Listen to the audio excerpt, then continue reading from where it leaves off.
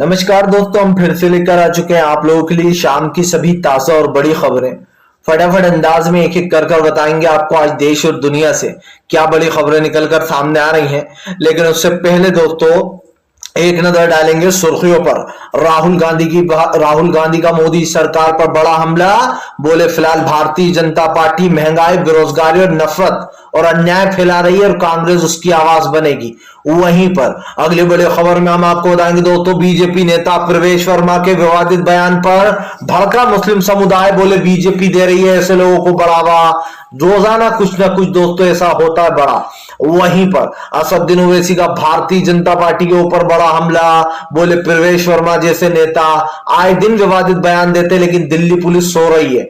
वहीं पर कन्हैया कुमार का भाजपा के ऊपर बड़ा हमला। बोले ईडी सीबीआई से डराएंगे लेकिन जो डर गया वो मर गया, हम डरने वाले नहीं, भाजपा के खिलाफ खड़े हैं। वहीं पर अगली बड़ी खबर में हम आपको बताएंगे दोस्तों, जी दरअसल आपको बता दें भारतीय जनता पार्टी के पिछलग्गुओं ने मुलायम सिंह यादव का मुल्ला कहकर उड़ाया मजाक, लोगों का फूटा जमकर गुस्सा। वहीं पर दिल्ली में लालू प्रसाद यादव भड़के। बोले फिलहाल बीजेपी को मूली की तरह उखाड़ फेंकेंगे 2024 में। जी लालू प्रसाद यादव ने बड़ा बयान दे दिया। वहीं पर शिवसेना को मिला दोस्तों मशाल का चिन्ह। तो आपको बता दें शिंदे गुट को दिए 3 ऑप्शन। दरअसल शिवसेना ने अब मशाल चिन्ह मिल गया इनको, इसके बारे में आपको बताएंगे। वहीं पर एनआई ने सौंपी दोस्तों पीएफआई को गिरफ्तारी की लिस्ट। दरअसल आपको बता दें पीएफआई की गिरफ्तारी पर उठे थे सवाल कि उन सदस्यों को गिरफ्तार क्यों किया गया। वहीं पर संजय रावत को कोर्ट से दोस्तों नहीं मिली राहत, 17 तारीख तक के लिए बढ़ाई गई न्याय की हिरासत, जिसके बारे में बताएंगे।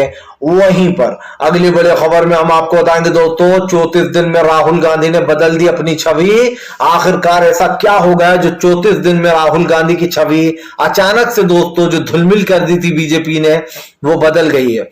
तो सारी खबरें फटाफट अंदाज में देंगे, एक एक कर देंगे।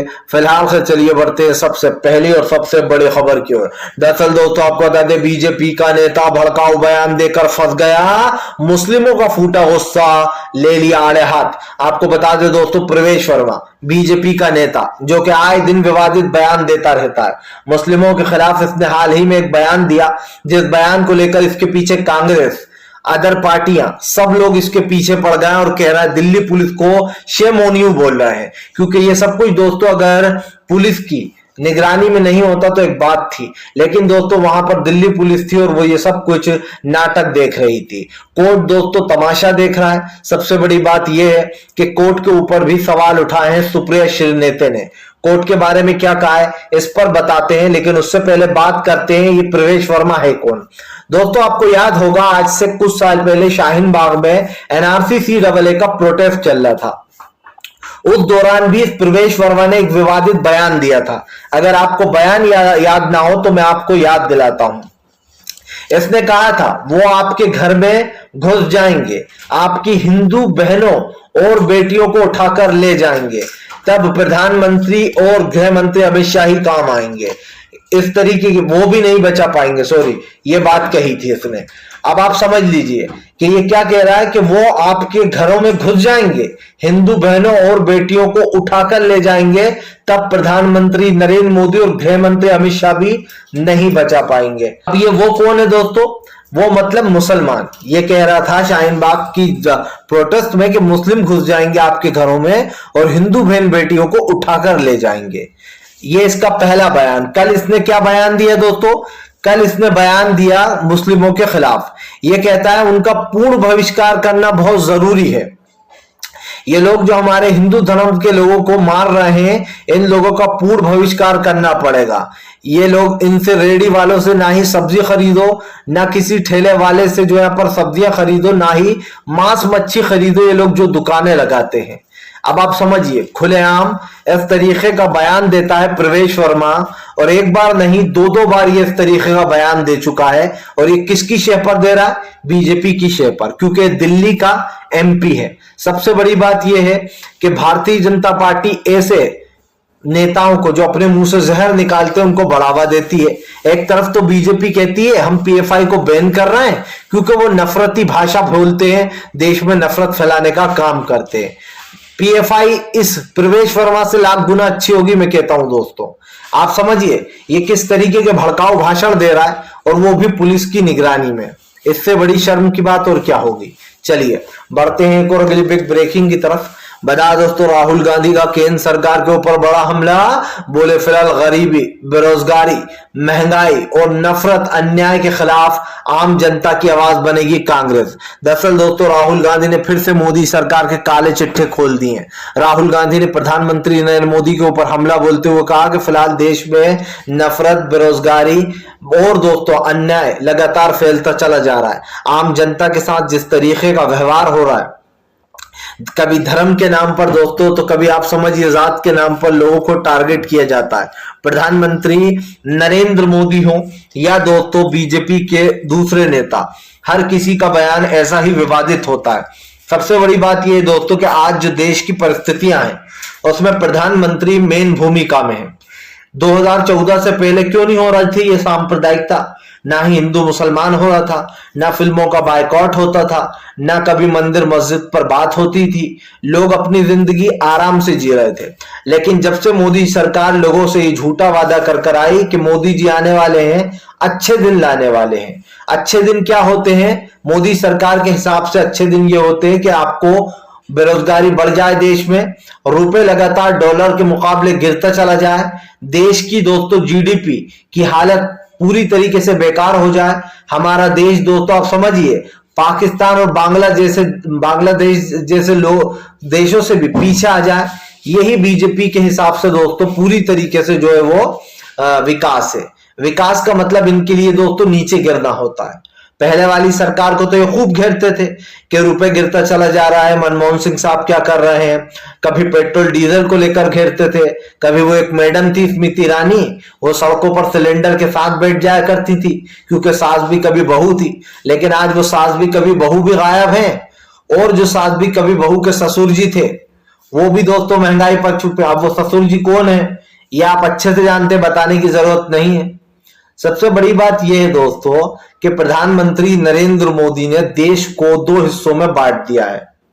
एक तरफ दोस्तों मंदिर मस्जिद की बात होती है, तो दूसरी तरफ दोस्तों हिंदू मुसलमान की बात होती है।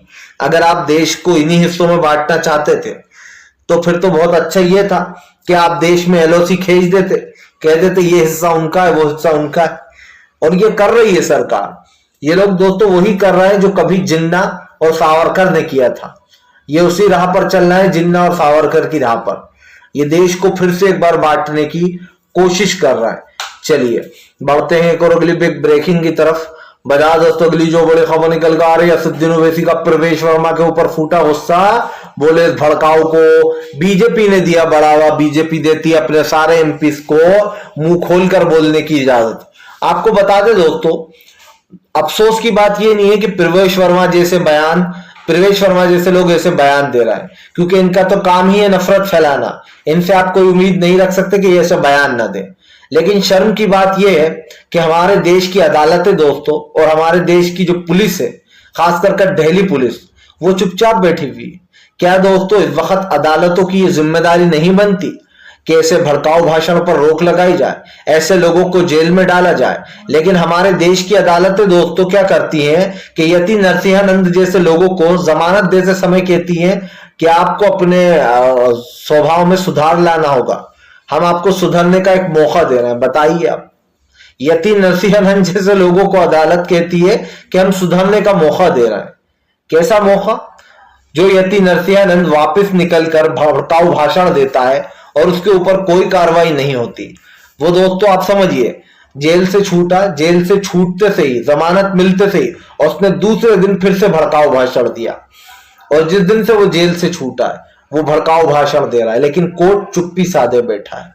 यही काम कांग्रेस के नेता ने किया होता या किसी मुस्लिम व्यक्ति ने किया होता खास कर, तो कोर्ट उसको जेल में डलवा देता, और लंबा डलवाता। ऐसा नहीं कि 1-2 दिन या 8-10 दिन में उसको जमानत मिल जाती, लंबा वो अंदर जाता।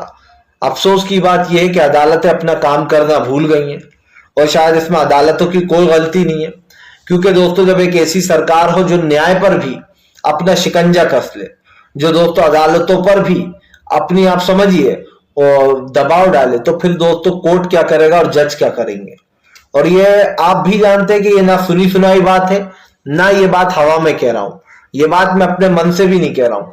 ये बात कपिल सिब्बल, सुप्रिया श्रीनेते ने अभी हाल ही में बोली है, जब जब जो है यहाँ पर प्रवेश वर्मा ने बयान दिया। सुप्रिया श्रीनेते ने कहा कि अगर हंसकर कोई बयान दे दिया जाए तो कोर्ट तमाशा देखेगा, कोर्ट कुछ क्यों नहीं बोल रहा है। सुप्रिया श्रीनेते यही नहीं रुकी, उन्होंने कहा ना ही दिल्ली पुलिस चुप बैठी भी है, दिल्ली पुलिस भी चुप बैठी है, और ना ही कोर्ट कुछ कर रहा है, कोर्ट भी सीधे सीधे दोस्तों तमाशा देख रहा है।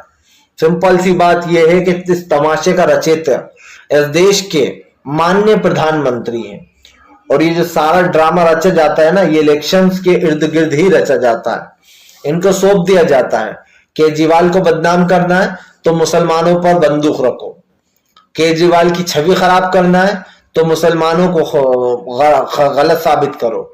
आप देख लीजिए अभी क्या हुआ, गुजरात में फोटो लगाए जाते हैं केजरीवाल के, लेकिन निशाना किस पर साधा गया केजरीवाल द्वारा? मुसलमानों पर ही लिख दिया गया कि मैं हिंदू धर्म को जो यहाँ पर बेवकूफी मानता हूं, मैं नहीं मानता इस धर्म को। अरविंद केजरीवाल को टोपी लगाकर खड़ा कर दिया गया। बेसिकली वहां पर यह जताने की कोशिश की गई कि अरविंद केजरीवाल की सोच जो है वो मुस्लिमों वाली है और ये मुसलमानों के ही साथ है। मतलब कि इनका कहने का मतलब इनडायरेक्टली ये था कि मुसलमान भी ऐसा ही सोचते हैं, जबकि दोस्तों किसी का धर्म गलत नहीं होता। किसी के धर्म पर हमें या आपको, मुझे या किसी और को बोलने का कोई हक नहीं है। सबका अपना अपना धर्म है, सबकी अपनी अपनी आस्था है दोस्तों। कोई किसी पर उंगली नहीं उठा सकता कि इसका धर्म गलत है या उसका धर्म गलत है, सबकी अपनी आस्था है। लेकिन बीजेपी ये साबित करने पर लगी है कि देश में मुस्लिम ऐसा सोचते हैं, सिर्फ और सिर्फ। और यही भाषण, यही नफरत बीजेपी 2014 के बाद से फैलाने में लगी हुई है। बीजेपी का छोटे से बड़ा नेता तक इसी तरीके की नफरती भाषा बोलता है। आप देख लीजिए कहीं पर पत्थरबाजी होती है, भले ही वो, आप समझिए, भले ही वो गुट दोस्तों हिंदू गुट की तरफ से पत्थर चले हों, लेकिन गिरफ्तारी मुस्लिमों की ही होती है। यह बहाना ले लिया जाता है कि इन लोगों ने ही पत्थर फेंके, इन्होंने ही माहौल बिगाड़ा है। और ये किस लिए किया जाता है? ताकि जिन हमारे जो हिंदू भाई और मुस्लिम भाइयों में भाईचारा है उसको खत्म किया जा सके। जाहिर सी बात है कि आप हर मैटर में मुस्लिमों को फंसा देते हो। पत्थर इन्होंने फेंके, इन्होंने जो है लड़ाई झगड़ा किया, हर चीज में मतलब छवि खराब करने की जो पूरी कोशिश है वो भाजपा करती है। लेकिन अफसोस की बात यह दोस्तों कि एक समय ऐसा भी आएगा जब बीजेपी को दोस्तों मुंह की खानी पड़ेगी, सत्ता भी नहीं बचेगी, और दोस्तों आज जो नफरत फैलाई जा रही है वो भी नहीं बचेगी, क्योंकि हमारे देश में प्यार और मोहब्बत है, नफरत की कोई जगह नहीं है। तो वैसी की बात में दम है दोस्तों कि बीजेपी अपने एमपीज को खुद बढ़ावा दे रही है। चलिए बढ़ते हैं एक और अगली बिग ब्रेकिंग की तरफ। बता दोस्तों अगली जो बड़ी खबर निकल कर आ रही है, आपको बता दो दोस्तों, भारतीय जनता पार्टी के खिलाफ फूटा अखिलेश यादव का गुस्सा। दरअसल आपको बता दें बीजेपी के आईटी सेल ने मुलायम सिंह यादव को मुल्ला घोषित कर दिया। बोले मुल्ला का निधन हो गया है। सोशल मीडिया पर चलाया गया ट्रेंड। दरअसल दोस्तों इन लोगों को ना किसी की जीने से मतलब होता है ना मरने से। जिस तरीके की नफरत दोस्तों बीजेपी फैला रही है उससे ये साबित हो गया कि आप समझिए एक ऐसा इंसान जिसने पिछड़े वर्ग के लिए काम किया, नेताजी के नाम से जिनको लोग जानते थे मुलायम सिंह यादव, उनके खिलाफ भी कल एक ट्रेंड चलाया गया और बहुत ही वाहियात और बेहुदा ट्रेंड था ये कि मुल्ला मुल्ला कर कर उनको ट्रेंड करा दिया गया। दरअसल दोस्तों बीजेपी मुलायम सिंह यादव से बहुत डरती है, उनको पता है कि उत्तर प्रदेश में उनकी काफी अच्छी पकड़ है। अब जब वो दोस्तों जा चुके हैं तो अखिलेश यादव को भी काफी सहानुभूति मिल रही है, क्योंकि जाहिर सी बात है अखिलेश ने भी उत्तर प्रदेश के लिए काफी कुछ किया था सीएम बनने के बाद। लेकिन ये साफ है दोस्तों कि फिलहाल इस वक्त अखिलेश अकेले पड़ गए। पिताजी के जाने के बाद अखिलेश का दिल भी काफी टूटा। वहीं दूसरी तरफ एक तरफ तो बीजेपी दिखावा करती है, सब लोग मिलने जाते हैं, गृह मंत्री अमित शाह, सीएम योगी, आज नरेंद्र मोदी भी पहुंचेंगे। लेकिन अफसोस की बात यह है दोस्तों कि आप देख लीजिए होता क्या है, होता वही है दोस्तों जो बीजेपी चाहती है। बीजेपी ट्रेंड चलवाती है, एक इंसान की दोस्तों दुनिया छोड़कर चला गया है, लेकिन ये लोग अपनी राजनीति से अब भी बाज नहीं आ रहा है। सोशल मीडिया पर जिस तरीके की चीजें चलाई जा रही हैं उससे ये साफ दिखाई देता है कि जहां पर शिकंजा कसना चाहिए वहां तो कसते नहीं है, लेकिन जो इनके खिलाफ सच बोलता है उनके खिलाफ शिकंजा जरूर कस लिया जाता है। चलिए बढ़ते हैं एक और अगली बिग ब्रेकिंग की तरफ। बता दोस्तों अगली जो बड़ी खबर निकल कर आ रही है, संजय रावत को नहीं मिली कोर्ट से राहत, 17 तारीख तक के लिए बढ़ाई गई न्याय की हिरासत। आपको बता दें दोस्तों घोटाले मामले में संजय रावत को ईडी ने गिरफ्तार किया है। लगातार बेल के लिए अप्लाई कर रहे संजय रावत की जो हिरासत की तारीख है वो बढ़ती ही चली जा रही है। इससे पहले भी तारीख बढ़ा दी गई थी और अब फिर से एक बार उनको जमानत न देते हुए 17 तारीख तक के लिए उनकी न्याय की हिरासत बढ़ा दी गई है। आपको बताते चले दोस्तों इस वक्त शिवसेना में उद्धव ठाकरे काफी अकेले पड़े हुए हैं, क्योंकि संजय रावत ही वो इंसान है जो कि कहीं ना कहीं बीजेपी के खिलाफ दोस्तों दिल खोलकर लड़ते थे। आए दिन संजय रावत बीजेपी पर हमला बोलते थे, बीजेपी को ये बर्दाश्त नहीं हुआ और उन्होंने इसलिए उनको गिरफ्तार कर लिया। इससे पहले अनिल देशमुख दोस्तों एनसीपी के नेता, महाराष्ट्र के उप मुख्यमंत्री, उनको भी इसी ईडी ने गिरफ्तार किया था रिश्वत वसूली मामले में। उससे पहले दोस्तों उसके बाद नवाब मलिक को गिरफ्तार किया गया, क्योंकि नवाब मलिक ने एनसीबी समीर वानखेड़े की पोल खोल दी थी, मोदी सरकार के एक एक राज से पर्दा उठा दिया था। ये बात बीजेपी को बर्दाश्त नहीं हुई और उन्होंने नवाब मलिक को गिरफ्तार करवा लिया कोई जमीन घोटाला दाऊद वाले मामले में, और अब तक वो बेल नहीं मिली है नवाब मलिक को, वो भी जेल के अंदर है।